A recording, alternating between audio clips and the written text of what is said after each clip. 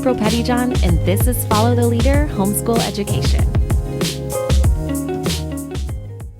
Hey everybody, welcome to Follow the Leader Homeschool Education. I'm April, and this is episode number 5, and I have a really special treat for you today because today you get to hear raw commentary from my kids and what they like and don't like about homeschooling. Later today, we are going to do a full reading lesson. Probably one of the biggest questions I get from moms is, how do I teach my elementary school-aged child how to read? It feels very daunting. So I was an elementary public school teacher for 5 years. I am fully trained in reading recovery, and I'm going to lay out a full lesson for you today that you can implement at home. But first, we're going to do interviews with my kids, and I have my oldest son here today. Why don't you tell us your name and your age? I'm Reed Pettyjohn, and I'm 10 years old. Yeah, you are. Okay, so Reed wanted to bring a cup with him today. He knows that I ask my guests to bring a special cup with them that they can describe to our viewers. So why don't you tell us what you have? All right, this is my cup when we went, it was for Christmas. We went to Memphis, Tennessee to watch a Grizzlies game. Okay, are the NBA. Grizzlies your favorite NBA team? No, Oh, who is your favorite NBA team? the Lakers. Do you have a favorite player? Probably Curry. Okay, good choice. What do you like about him? He's really good at three-pointers. Mm-hmm. Yeah, and he's just the GOAT, so. And I heard that you're an athlete too. Some Yeah. may call you the GOAT. So I'm pretty good. what sports do you enjoy playing? I play basketball and football. Do you have a favorite? Definitely basketball. Definitely basketball. What's your best move? Probably my hook move. What is a hook move? So it's where like you pound it and then you go like over your head and shoot it. You're the big man inside, I'm right? the big man, yeah. Yeah, that's right. Awesome. Okay, so we talked about sports. I know you love sports. Let's talk a little bit about school. Have you always been homeschooled? Yes. What is something that you really enjoy about being homeschooled? I like that you don't have to have like a certain routine and that you don't only have to be friends with like your age. You could be friends with whoever you want. You can hang out with everybody. Yeah, so do you have friends that are older than you? A lot. Do you have friends who are younger than you? Yeah. Yeah. So when we go to our co-op day on Monday, CC days, classical conversation days, what is something that you love about CC days? That your teachers like make it fun for you, and there's a bunch of different subjects that you get to learn. Okay, what is your favorite subject? Probably history. Ooh, what do you like about history? That you get to learn like a bunch of stuff that happened in the past and stuff. Yeah, so when we're at home thinking back to, you're a 4th grader now. You're finishing 4th grade. So all of these experiences to pull from. Do you have a favorite memory from home or like an activity or an experiment that we've done? Maybe when we did our leaf like walk. Ooh, yeah. Can you tell them a little bit about that? That So was we walked fun. around the neighborhood and we like tried to identify leaves, and then we stuck them all on like this piece of paper and we wrote like what kind it was. But we also did a leaf rubbing, so we didn't have to actually put the leaf on there. Yeah, and there were a lot that I didn't know. So we used some technology to help us, didn't we? Yeah, we got an app and it was pretty cool. It was like a leaf identification app. Actually, it renewed the other day and I didn't realize I was paying $40 a year for that app. So, Oh, wow. uh-oh. Reed, thank you so much for chatting with me. You're This was welcome. really fun. Great job. All right, next up we have my youngest, and she is my mini-me. So could you tell us your name and how old you are? I'm Demi, and I'm 4, and I'm from the Pettyjohns. Yeah, this is Demi. She's 4. Demi, you brought a cup with you today too. Do you want to tell us what cup you brought? It's a bluey one and it's pinkish purple. And I like bluey so much that I never stop watching it. Is it your favorite show? Mostly. Yeah. Who's your favorite character on Bluey? Bingo. Bingo. She's pretty funny. So we're talking about school today. Can you tell people something that you like to do for school? What do you like about school? I just like school that I never want to stop doing it ever. What do you like doing? Do you like counting? Do you like writing letters or coloring? I like writing letters and counting and all. One time I counted to 100 before. No way. You are really smart. Mm-hmm. But my nanny and Poppy helped me. They helped. Yeah, that's a lot of counting. I think you probably need some help. Maybe even take some breaks in between. I didn't. Hey, I have a question for you. Do you help out with chores at home? Sometimes. Sometimes. What are some chores that you help out with around the house? I help cleaning up. What do you help clean up? Dishes. Yeah, sometimes you help with the dishes. We so appreciate that. Thank you. There's a special song sometimes that we sing at dinner time, and we talk about what we did to help someone else. Would you teach people that song so maybe they could do it with their family? Maybe. Could you do it? Go ahead. Maybe not. Maybe not. Can you do it for us? No. Why? Okay, I'll have Noah do it. Fine. You gonna do it? You want me to do it with you? Yes. Okay, so sometimes at dinner we'll sing, "What did you do? What did you do to serve someone?" Okay, so what does that mean? What are we talking It about? means that you tell people that what did you do to serve someone. What does that mean if you're serving somebody?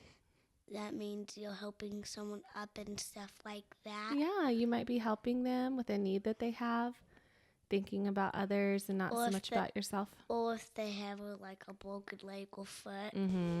Yeah, they would really need help, right? Okay, I have a question. Is there anything about school or house chores or being homeschooled? Is there anything about it that you don't like? I don't like cleaning up sometimes. Yeah, me too. That's the worst. Is there anything else that you want to talk about? No. Okay, so I know that you wanted to wear something really fancy today. How many times a day do you change outfits? 16. That's accurate.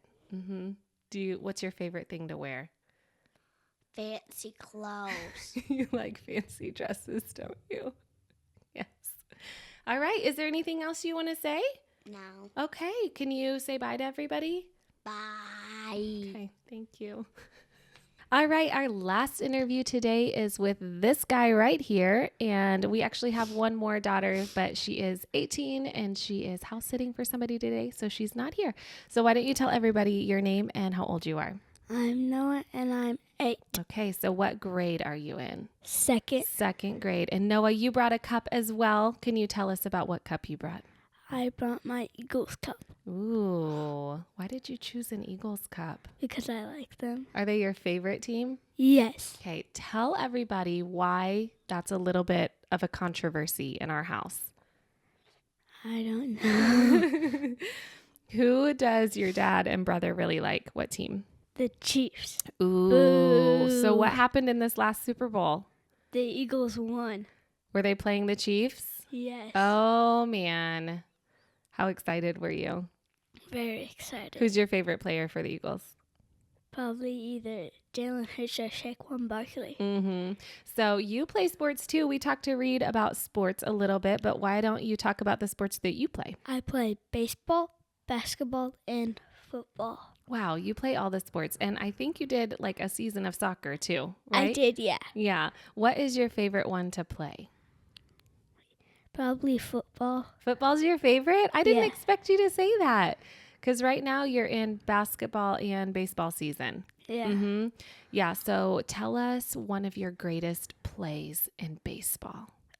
Probably I hit it to the fence when we were just like messing around and playing with my dad. I hit it to the fence. Yeah, you've got a pretty good swing. Okay, so we're talking about school too. Yes. Do you love school or are you kind of like, meh? Nah. Okay, yeah, and that's okay, right? Yeah. Yeah, what's something fun that we've done as homeschoolers. Do you have a fun memory or an activity that you liked? Yes, I do. I liked when we did a subject and then you timed us how fast we could run around the house. Oh, that was fun. Do you like to move your body while you learn? Yes. Do you like to move a lot? Yes. Yeah. Why does that help you? Do you know why that helps you? No. It just does. It just just helps you like stay to focused. move. You Yeah. just like to move. Okay, so when we go to Community Day, to CC Day, what's something that you like about being in community? Probably you don't have to just hang out with your class. You have a lot of friends. Yeah, Reed said something similar. So you have friends that are older than you, Yeah. some that are younger. Yeah, I have some friends that are 12 years old. What? Wow. Yeah. A lot older than you. Yeah. So if somebody's thinking about homeschooling, do you have any advice to give them? You won't regret it. That was awesome. I agree. They will not regret it. It'll be a good choice for their family. Yep. You did great. Thanks for chatting with me. Yep. And I'll see you in a few minutes for a reading lesson. Yep. Okay, we're going to go over a reading lesson for an early elementary child, kindergarten, first grade, second grade, even into third grade. Once you get into third grade, they're doing a little bit more independent reading and not so much structured with guidance. But this will be really helpful if you are kind of just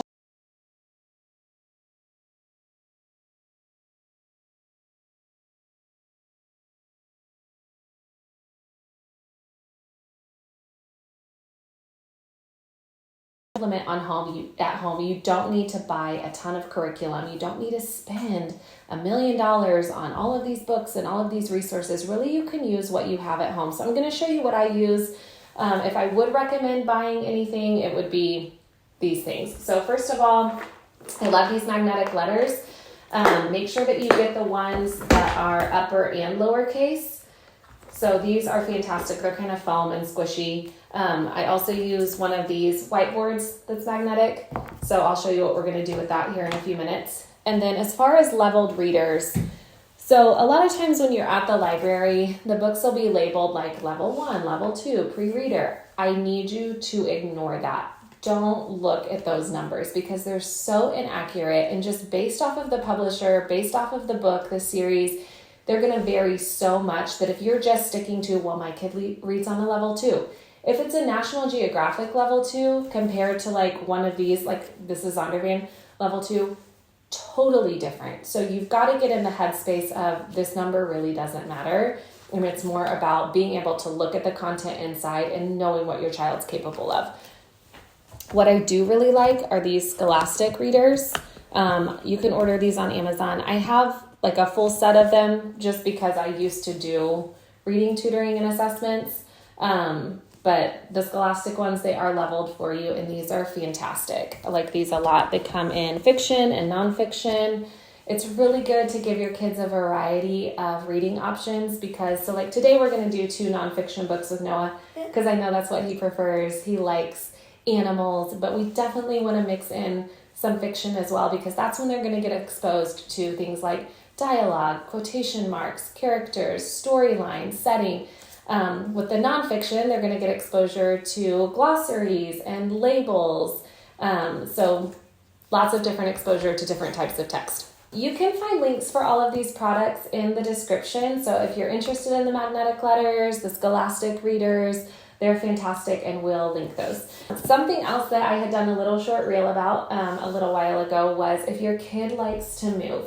And so if your kid likes to move, play into that, especially if it's during reading time because you do need them sitting. This is one of those areas where you don't have a whole lot of leeway because they do need to sit and focus. So I love to use one of these fitness balls and I'll just put it right under his feet and then he can move his feet around on that while we're reading. Also, if you have a little stuffy or a little squishy or a fidget that they can hold in their hand, that is totally fine too. So Noah likes to move his body and we're just going to play into that.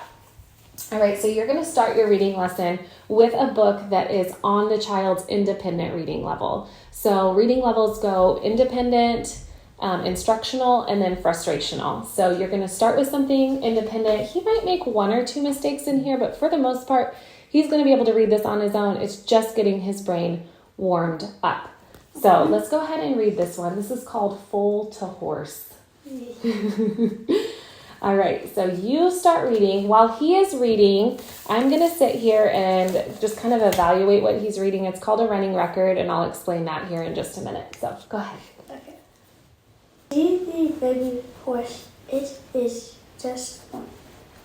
A baby horse is called a foal. So good.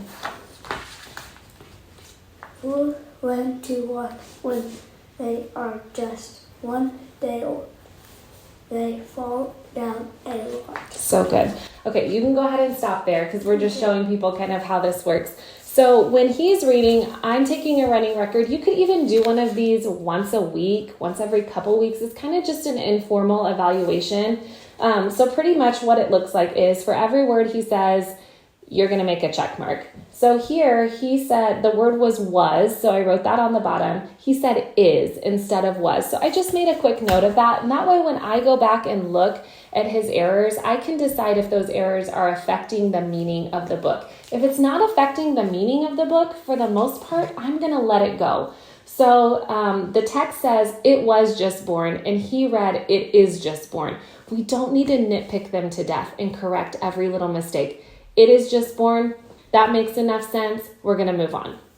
Okay. All right. So after you've done your independent reading, then you're going to move into word work. And this is one of my favorite parts. I know you like it too, Yeah. and you're really good at it. So what word work looks like is you're going to have the letters laid out on the board ahead of time that the kids are going to need for this lesson. If you don't feel equipped to make your own word work, you can Google like word ladders, and that'll be really helpful. Essentially, Sometimes. yeah, sometimes I do. Essentially, when they're younger, you're going to want to start with just some pretty basic CVC words, so consonant, vowel, consonant words, and you're going to be manipulating either the first sound, the middle sound, or the last sound just by one letter. So let me show you what I mean. All right, so Noah, we're going to start by building the word lip. Can you pull down the letters to build the word lip? Great. And he's done this a lot, so he knows what's expected. And then after he builds it, Yes. then I'm going to have him run his finger under it and read it. Okay, go ahead and read this word for me. Lip. Good. And sometimes we'll even section it out so that he sees those chunks. Ip. And then we'll drag it together. Lip. I want you to do what? Write it. Write it. Sometimes we'll write it once, we'll write it twice. Sometimes I'll time him, I'll count down, I'll give him like 3 seconds to make it fun, like a competition. Or I'll say write it twice and then circle the one that you think is your best. And this really helps you to, it's kind of a double whammy. You're able to work on spelling, but you're also assessing handwriting, and you can correct any of those weird little handwriting errors that they're making. Okay, great job. So what was this word? Lip. Okay, now I want you to change it to the word flip. Fool. Fool. It. Did you have to take away any letters? No. Okay, read this blend for me. Fool. Fool. And then we have It. to make. Flip. Good. Okay, go ahead and write it for me. So as they get a little older, then you can start pulling in those blends, which is such a great skill to have. I also like to have out and available kindergarten, first grade, an alphabet chart ready. And then as they get a little bit older, having this blends chart on hand is really handy as well. These are produced by Lakeshore. I think you can only buy these in bulk, but you can literally Google blends chart and print out something really, really similar to have on hand. Okay, great job. You can erase it. Okay. Okay, so you had the word flip. Yes. Now let's change it to the word flap. Fool. App. Mm-hmm. You got it? Yeah.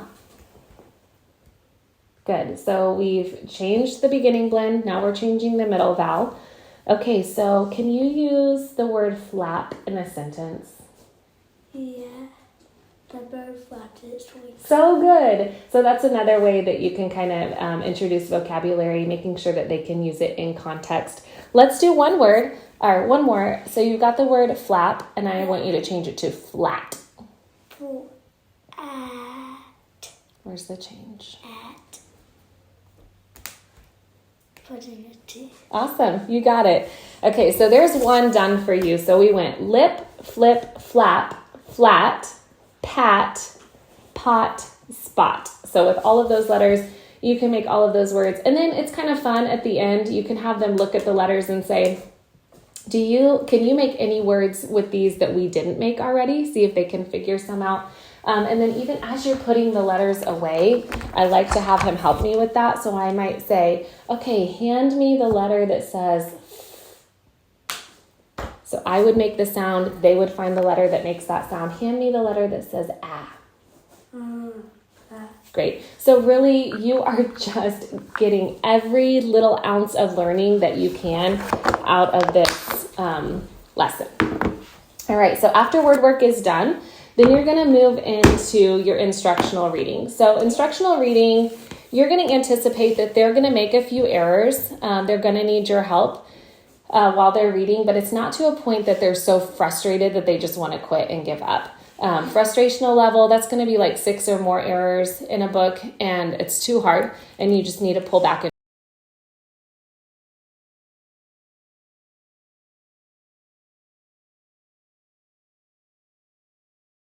Important thing in teaching your kid how to read. If you are not reading consistently, you're not going to see growth and gains. This is a brand new skill for them. So you have to think about everything that's working in their brain to make reading happen. They are literally figuring out letter sounds and blends and context and comprehension for the first time. You know how hard it is to learn a new skill. I tried stand-up paddleboarding when we went on vacation, and that was a new skill for me, and it was so difficult. So similarly, this is a new skill for them. It comes easy to us. It can be tempting to sit there and go, it says ah, come on. But they're really putting a lot together in their brain at the same time. So lots of patience, but lots of consistency. And then consistency also needs to come in your prompting. So I'm going to teach you a few prompts that we would use in the program that are great prompts, but using the same verbiage over and over is going to be really reassuring to them. So here are a few prompts that you can use. When they get to a word that they don't know, you're going to say, first of all, you're going to say, get your mouth ready. So that prompt just means make the first sound. A lot of times, if they'll just go ahead and make that first sound, they'll get it. Another prompt that I like to use is look for chunks that you know. So if they can break the word down into bits and pieces and find chunks in that word that they already know and then blend those smaller chunks into the larger word, that's a great resource to have. And then one of my favorites is, did that make sense? So the sentence may say, he drove to the bakery. And the child may say, he drove to the bicycle.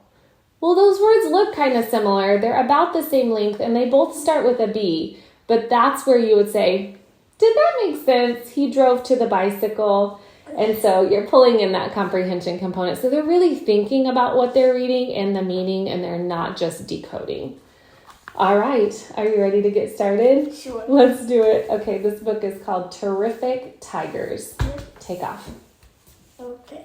When they're younger, you really want to encourage them to point to each word as they're reading. By the time they're to this age, you can start really pulling back from that. Tigers are terrific. Okay, so what is the punctuation at the end of that, though? An explanation. So try it again. Tigers are Terrific! Yes. tigers are the biggest kid. Okay, so this one is a little tricky because it's a rule breaker word. So get your mouth ready. What's the first sound? K. Now, this I, you want to make a short I, but it's not. It's a long I sound. So try it again with a long I. I'm of cats. And they will. Good job.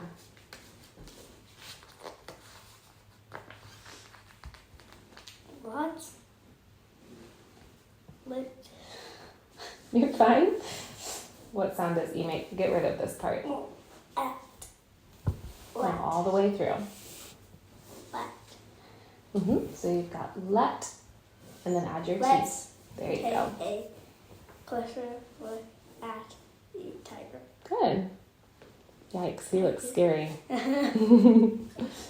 Tigers have whiskers, and sharp teeth. Ooh, I thought that word might trick you. You did great. Did you use the picture to help at all? Kinda.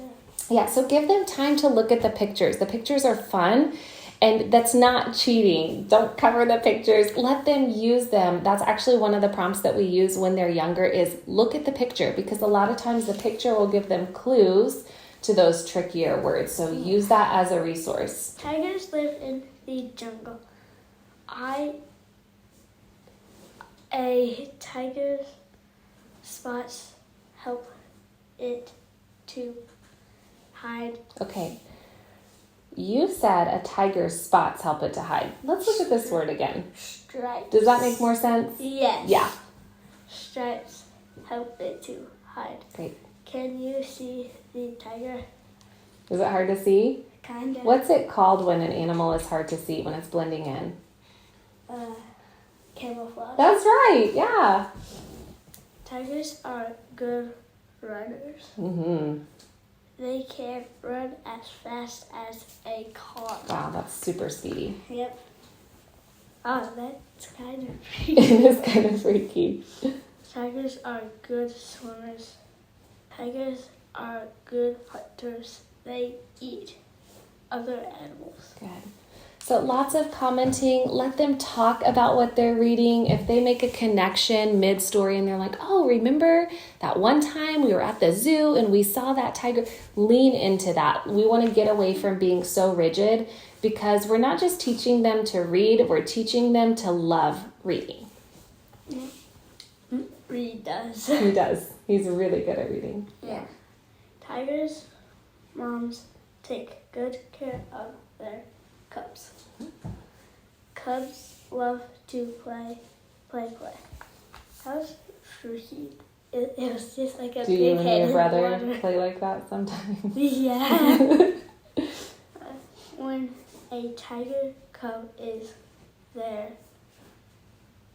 years, Didn't 3 make sense. years There you go. old, it is all grown up.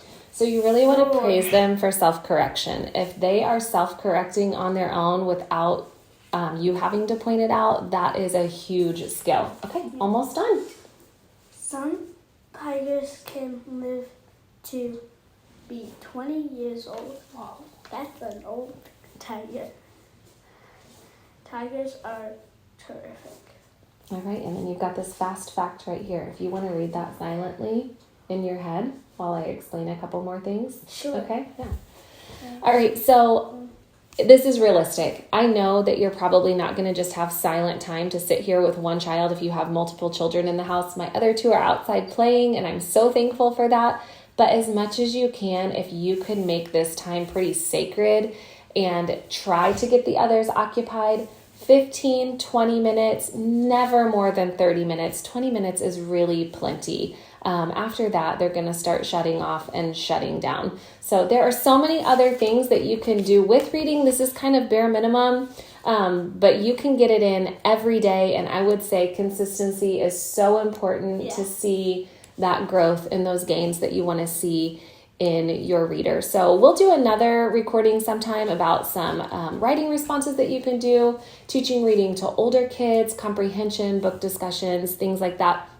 So this is a great place to start with your younger ones. This episode of Follow the Leader Homeschool Education is brought to you by Dana Engel Real Estate.